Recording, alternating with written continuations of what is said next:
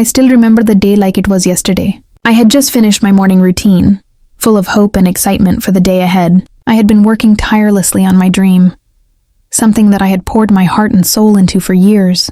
But when I shared it with him, someone I trusted more than anyone else, his reaction broke me in ways I didn't know were possible.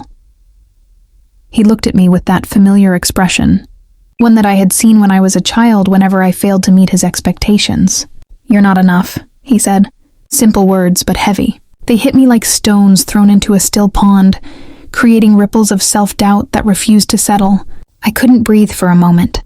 My mind raced, questioning everything I had done, everything I had tried to achieve. For years, I had been chasing dreams, putting in late nights, sacrificing time with friends and family, pouring every ounce of energy into my goals. And yet, in one sentence, he dismissed everything I had done. I remember sitting on my bed later that night, staring at the ceiling, asking myself if I was truly enough. Was I talented enough? Was I smart enough? Did I have what it takes to succeed in a world that seemed determined to say no to me? The days that followed were hard. I started doubting my abilities, hesitating to take steps forward, and even my closest friends noticed the change. I became withdrawn, quieter, almost invisible. My confidence, which had always been my secret weapon, was shattered. I questioned my worth, not just in pursuing my dream, but in every part of my life. But amid that darkness, something unexpected began to emerge.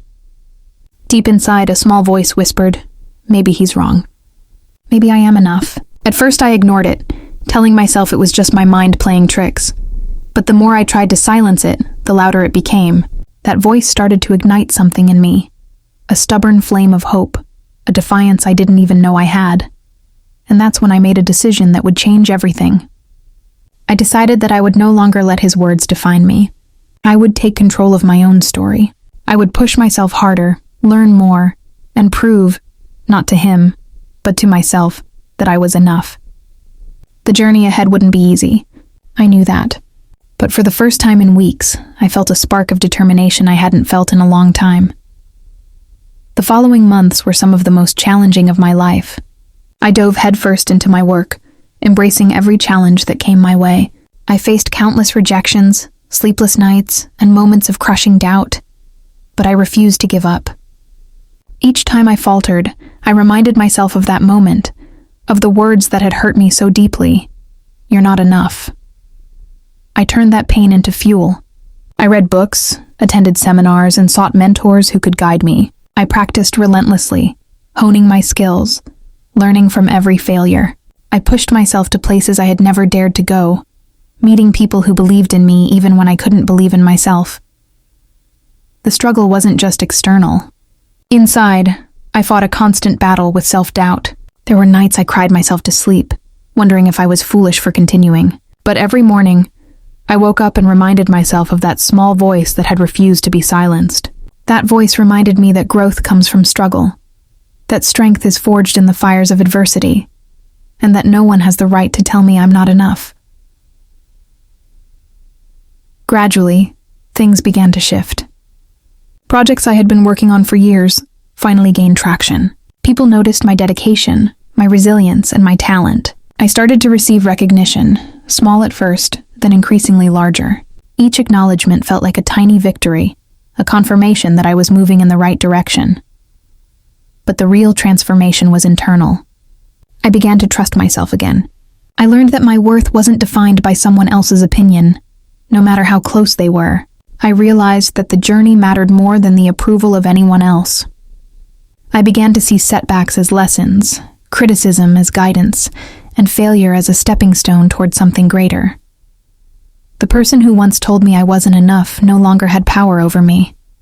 I didn't need him to validate my dreams because I had learned to validate them myself. I had grown stronger, wiser, and more resilient. And for the first time, I felt proud of who I was. Not because someone else told me so, but because I had earned it through my own sweat and perseverance. Years passed, and the fruits of my labor started to bloom. I achieved milestones I had only dreamed of, touched the lives of people who believed in me, and created a life that I could truly call my own. And yet the memory of that day, the day he said I wasn't enough, never left me. It became a reminder of how far I had come. One day, I ran into him. He looked at me, his expression unreadable. I saw a flicker of surprise in his eyes, maybe even regret, but I didn't need anything from him. I had already proven to myself that I was enough. The validation I had sought from him all those years ago no longer mattered. In that moment, I realized something profound. Our worth is not determined by the people who doubt us, but by the courage we show in pursuing our dreams despite their doubt. I learned that pain can be a teacher, struggle can be a catalyst, and perseverance can lead to triumph. Today, I share my story not to boast, but to inspire. To anyone who has ever been told they're not enough, you are. Your dreams, your passions, and your heart are valid. Keep pushing, keep fighting, and never let anyone else define your worth. The journey is yours, and the triumph will be sweeter because you earned it. Looking back, I am grateful for the pain, for it sparked the fire that fueled my growth. I am proud of my resilience, my strength, and my unwavering belief in myself. And I am living proof that even when someone says you're not enough, you can rise above it, shine brighter than ever, and show the world, most importantly yourself, that you always were enough.